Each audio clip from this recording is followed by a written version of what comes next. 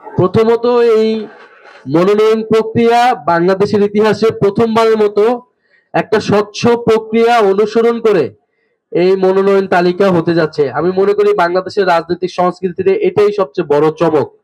এবং এই প্রক্রিয়া, এই সংস্কৃতি যদি অন্যান্য দলগুলো অনুসরণ করে তাহলে বাংলাদেশের রাজনৈতিক সংস্কৃতিতে গুণগত পরিবর্তন আসবে এবং জনগণ যে রাজনীতির অংশীদার, শুধু দল নয়, জনগণ যে নির্বাচনের অংশীদার তারাও প্রার্থী হতে পারে যে কেউ, এই স্বপ্নটা সবাই দেখতে পারবে। এই স্বপ্নটা এবং এই সুযোগটা কিন্তু আমরা সকলকে দেখিয়েছি, যে কেউ এসে মনোনয়ন তুলতে পারতেছে, নিতে পারতেছে এবং স্বপ্ন দেখতে পারতেছে। সে একজন তরুণ হোক, একজন রিক্সা চালক হোক, অথবা একজন আইনজীবী হোক, একজন বিশ্ববিদ্যালয়ের শিক্ষক হোক, একজন ইমাম হোক।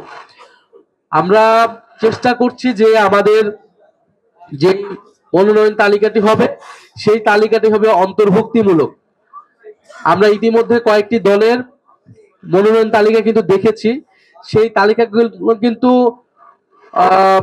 খুবই পুরনো ধাঁচেরই হয়েছে। অর্থাৎ যদি গণ অভ্যুত্থান না হতো, যদি তারা 5 বছর আগের ইলেকশন করতো, যে ধরনের তালিকা তারা দিত সেই একই ধরনের তালিকা দিয়েছে।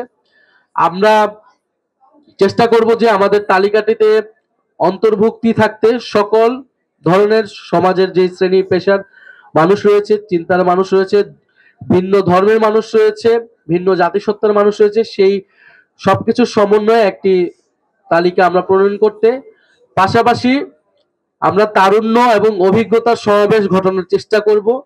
একদিকে যেমন আমাদের তরুণ তুর্কিরা থাকবে এই প্রার্থী তালিকায়, যারা গণ অভ্যুত্থান থেকে শুরু করে পরবর্তী সময়ে জাতীয় নাগরিক পার্টি এবং বাংলাদেশকে বিভিন্ন আন্দোলনে নেতৃত্ব দিয়েছে।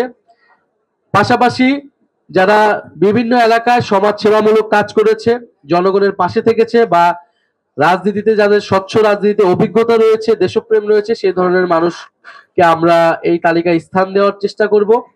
পাশাপাশি আমরা চেষ্টা করব যে বিভিন্ন পেশাভিত্তিক যারা রয়েছেন, ডাক্তার, ইঞ্জিনিয়ার, আইনজীবী, শিক্ষক, এই ধরনের পেশাভিত্তিক যারা রয়েছেন বিভিন্ন পেশায় এবং যারা রাজনীতির কথা ভেবেছেন বিভিন্ন সময়, তাদেরকেও আমরা সুযোগ করে দিতে চাই। এবং সর্বোপরি আমাদের আরেকটি ইচ্ছা আছে যে যারা প্রবাসে বাংলাদেশি রয়েছেন, আপনারা জানেন যে গণ অভ্যুত্থানের সময় তারা কিন্তু একটা বড় ভূমিকা পালন করেছে এবং এবারে প্রবাসী ভোটাধিকারের কথা কিন্তু জোরে সোরে আলোচনা হচ্ছে এবং এনসিপি এখানে একটা বড়